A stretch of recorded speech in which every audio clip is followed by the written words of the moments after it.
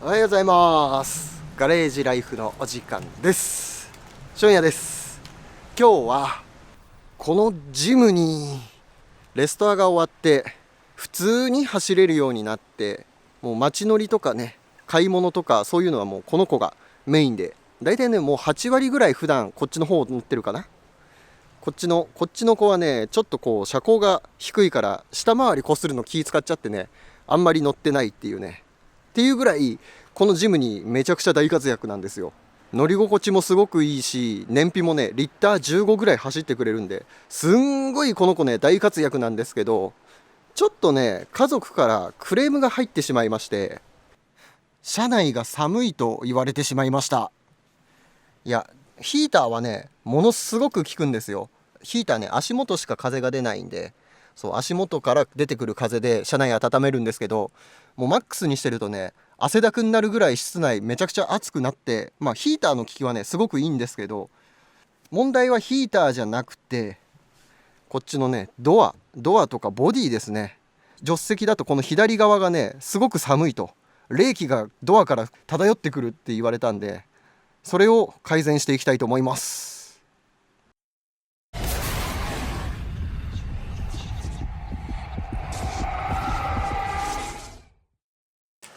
組み立てしてる段階でもうちょっとちゃんとデッドリングやっておけばよかったなと少し後悔してます。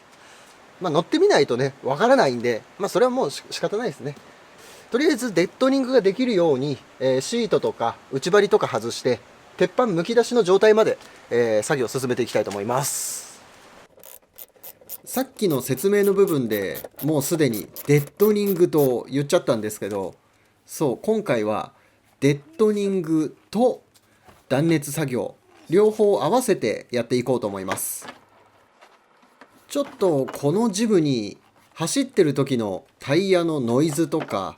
ミッションのノイズとかエンジンの音とか前々から気になっていたので、せっかく同じような作業内容なので制震剤を貼ってから断熱材を入れてっていう感じで作業をやっていこうと思います。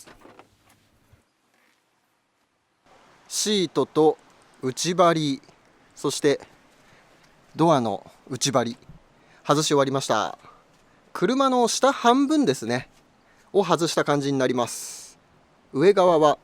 内張りとかがついたままの状態です。一応家族からの要望としてはこのドアから来る冷気とか、あと足元がねすごく寒いってことだったんで、この辺を中心にね作業をやっていこうかなと思います。なので上はね外さずにそのままという感じです。上の方ね、天井とかはこれ張り替える時にね断熱しっかりやっておいたんで、上はそんなに気にならないみたいですね。あとエアコンの温風とかも上の方にたまるから、割とね上の方はあったかいみたいです。っていうか暑いみたいです。一応純正でこういうニードルフェルトのね吸音材になるのかな、こういうのが入ってたりとか、ボディ組み付けする時にはねアルミのこのスポンジシートを貼ったりして断熱はねちょっとやったんですけど、でもこれでもねちょっと足りないってことだったんで、今回この下回り特にフロアとかをねメインでやっていこうかなと思います。でせっかく断熱するんであれば、デッドリングもやろうかなってことでこれを貼っていきたいと思います。制震材のブチルシートですね、こういうやつ、これをフロアに貼って少し車内のノイズをね静かにしようかなと思います。制震材がちゃんと密着するように脱脂していきます。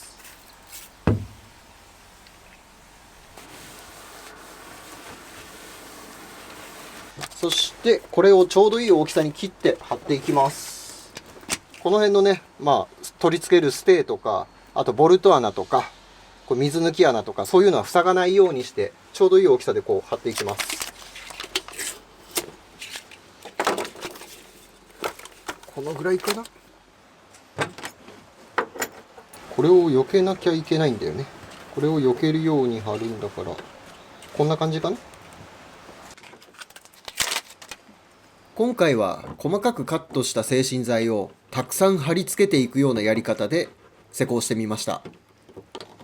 ジムニーのフロアパネル、結構プレスラインがデコボコしていて、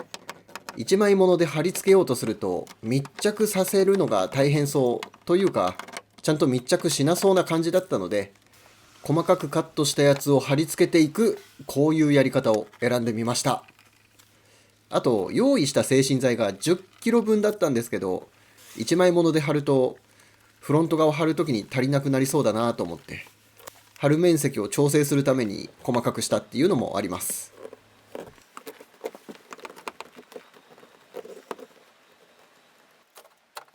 ドアのサービスホールも製芯材を使って塞いでいきます。外側の鉄板には以前アスファルトシートを貼ってデッドリングを施工済みなので、ここのサービスホールを防ぐ目的としては、外の音が室内に入ってこないようにするのと、冷気が車内に入ってこないようにする目的があります。一般的な車だとここを塞ぐとスピーカーの音が良くなったりするんですけど、ジムにドアにスピーカーついてないんで、多分何も変わらないと思います。ドアを開け閉めするためのロッド、ここは逃がしをつけて貼ってあります。他にも内張りをつけるためのクリップの穴とか、ここはドアハンドルの逃がしの部分ですね。こういうところは塞がないようにしておきました。右側のドアも同じように施工しておきました。っていうか、このシーン撮影しながら自分で喋ってたんですけど、なんか最近カメラの調子がおかしいみたいで、音声がここ入ってなかったんですよね。だから今頑張って当てれこしています。そう、床はこんな感じでプレスラインに合わせるようにローラーでゴシゴシしごいてしっかりと密着させるようにしておきました。これは多分リアシートを取り付けるためのボルト穴の説明を今してますね。こっちは水抜き穴、ここはシートベルトの取り付け穴。こういうボルトとかつけるような場所は製芯材を貼らないように気をつけて施工しました。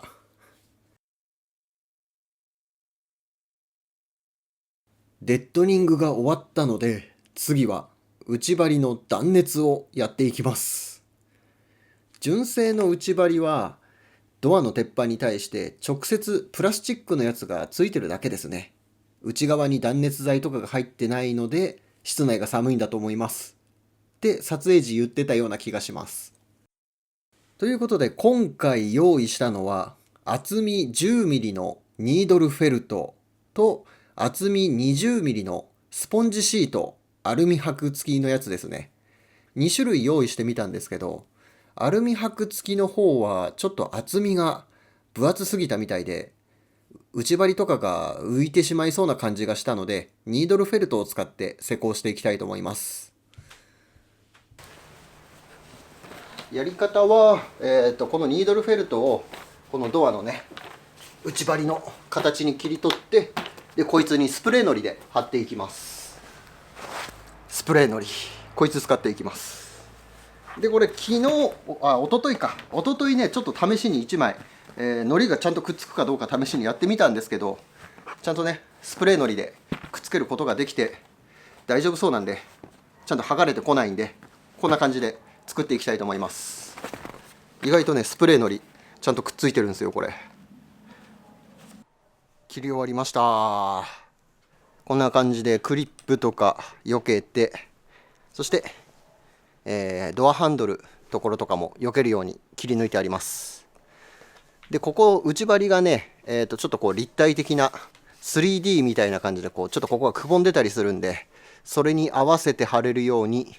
布はね、立体的になるように切ってあります。こうですね。そし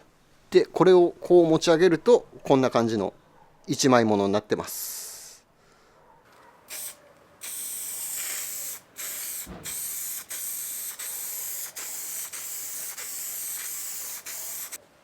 じゃん。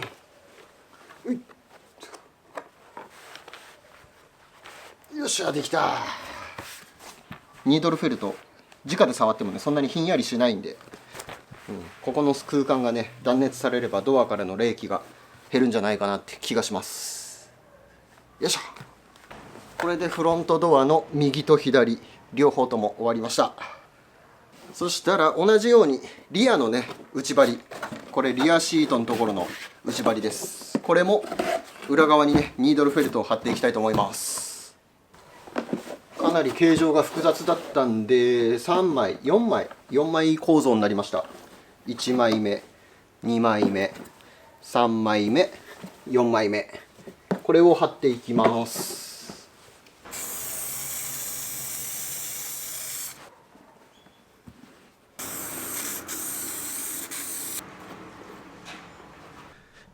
クリップのね取り付ける場所とかは逃がしで貼ってあって、ここはねシートベルトが通るんで、それも逃がしてあります。こっちも同じです。ここがシートベルト来るのと、こっちはフロント側のシートベルトが来るんで逃がしがついてます。それ以外の場所はニードルフェルトを貼って断熱が終わりました。よいしょよいしょ。そしたら同じようにフロアカーペットにも純正でねこういう風にニードルフェルト、入ってはいるんですけど、ところどころほらこういう側面の部分とかこの辺とか入ってないところがあるんで、こういうところにもニードルフェルト追加してもう少し断熱をね強化していきます。多分なんですけど、こういうね横面ここに入ってないことによってこの辺の冷気がね冷えるんだと思うんですよ。足元、うちのかみさんからね足の横側が冷えるっていうから、多分ここだと思うんですよね。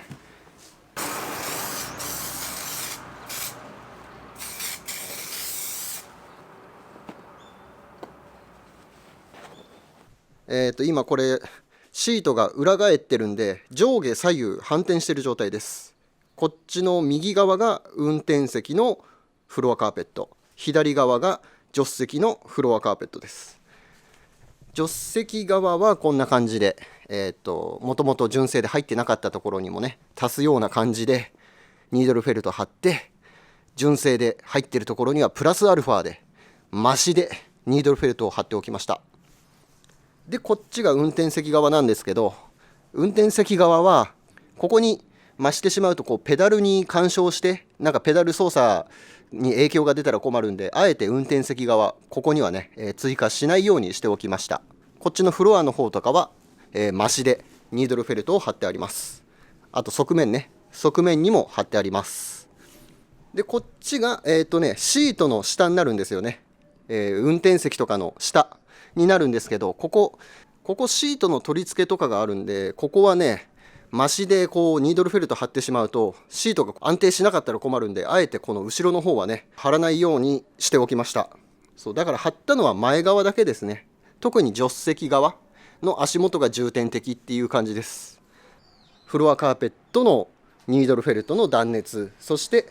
内張りの断熱、ドアの断熱、これで全部ニードルフェルトを貼り終わったんで、あとは車に戻していきます。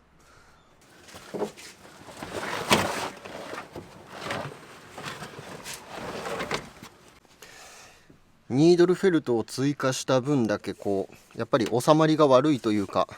なんかこうカーペットがふがふがする感じがしますね。なんとかギリギリこう無理くりはめ込んだような感じです。足したのがね10ミリのニードルフェルトなんですけど、これより分厚いやつはねちょっとやめた方がいいかもしれないです。いまいち収まりが良くないです。だからこういうシートの取り付ける場所はね今回貼らなくて正解だったかもしれません。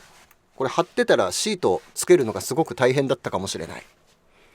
運転席のペダルの部分ですね、ここはニードルフェルト足してないからちゃんと収まってるんで、ペダルに引っかかったりとかそういうことはねなさそうです。大丈夫そうです。ドアの内張りつけていきます。はまるよね。はまらなかったら困るんだけど、大丈夫かな。ちょっとやっぱりはまりが悪いというか浮いてくるというか、干渉はしてないんだな。やっぱ貼った厚みの分だけちょっと収まりが悪いのかな。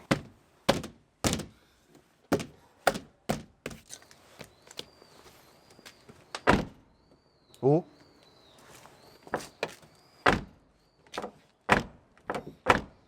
ドアを閉める音がすごく重厚になった。変わるんだね。結構変わるんだね。内張りはね、かなりパッツパツな感じです。やっぱり厚みが、中のクッションの厚みが増えた分ね、収まりがギリギリな感じでした。もう遊びがないぐらい、押してもね、こうパネルがへこまないというか、遊びがないぐらいにパネルがギリギリな感じです。今回バックドアだけは断熱やらなかったんですけど、この内張りの厚みが全然なくて、中にねクッションとか仕込めないんで、今回バックドアは作業をやりませんでした。よいしょ。そして最後にもう一つ断熱材買ってあったんですよ。これボンネット用の断熱材です。ボンネット用。エンジンの熱で塗装がねボロボロにならないように。ボンネットってこう塗装が剥がれやすいじゃないですか。クリア剥げというかボロボロになっちゃった。そうならないようにこの裏側にね断熱材を貼って、エンジンの熱からボンネットの塗装を守りたいと思います。グラスウールの断熱材ですね。これを貼っていきます。ジムニーは純正で断熱材がね入ってないんで、今回社外のやつ買ってきました。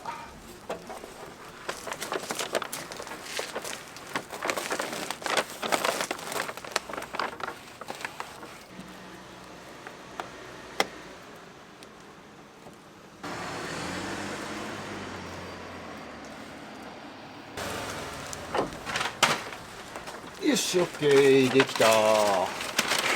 これでボンネットの塗装の寿命が伸びましたね。いや結構ね年単位で変わってくると思うんですよね。短いスパンだったらそんなに変化ないのかなって思うんですけど、やっぱ10年ぐらい長いスパンで見ると塗装の劣化にはね熱っていうのが結構大きな割合を占めると思うんで、これ貼ってあるだけでもねボンネットの塗装が長持ちするんじゃないかなと思います。あとこれエンジンルームのねエンジンの音、騒音を軽減する効果もねあるみたいなんで、これもね室内のうるささとかノイズとかの抑制にね効果がありますね。これでボンネットの塗装がどのぐらい持つようになるのかな。10年20年とは言わないけど10年ぐらいはねこのぐらいの状態が続いてくれると嬉しいんですけどね。これでデッドニングの作業終わりです。あとは雪降ってからちゃんと効果があったかどうか、うちのかみさんに聞いてみたいと思います。そしてデッドニングをやりながらもう畑の土掘りとかやってました。そう、駐車場を今広げてる最中です。手作業で土掘り起こして軽トラックに積んで親戚のおじさんの畑に土を引き取ってもらってみたいなことをやってました。でその畑が山の上の方にあって、軽トラックで登っていくのが大変だったんですけど、その後ちょっとジムニーで行く用事があってジムニーで山登りしてみたらめっちゃくちゃ登っていくのが楽ちんでした。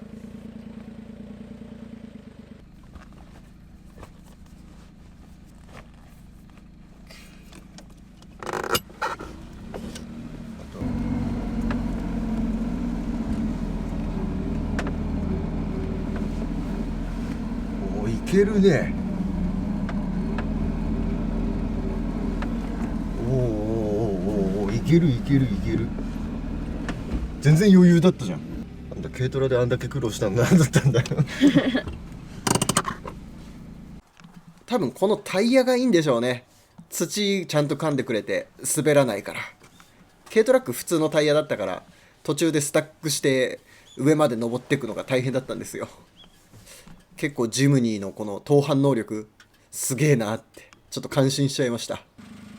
多分動画はサブチャンネルで上げることになるのかなと思います。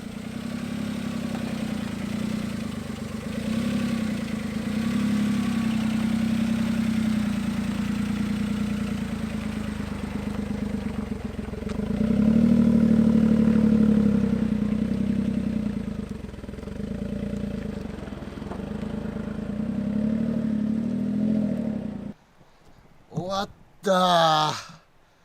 軽トラ20杯分。よく頑張ったね。お疲れ様でした。お疲れ様でした。あ、そういえば新しい相棒が我が家に増えました。次作業する車のヒントはこれ。わかるかな。先週車引き上げしてきて、でずっとねガレージにしまったままで、だから今回ちょっとジムに外作業みたいな感じでね、カメラアングルがちょっといつもと違ったの分かったかな。これはエンジンですね。果たしてこんな映像で次の車種が分かる人いるのかな。多分近いうち、動画になると思います。これはボディですね。ボディを今映してます。当てさせる気ないよね。また次回もご覧ください。バーイ。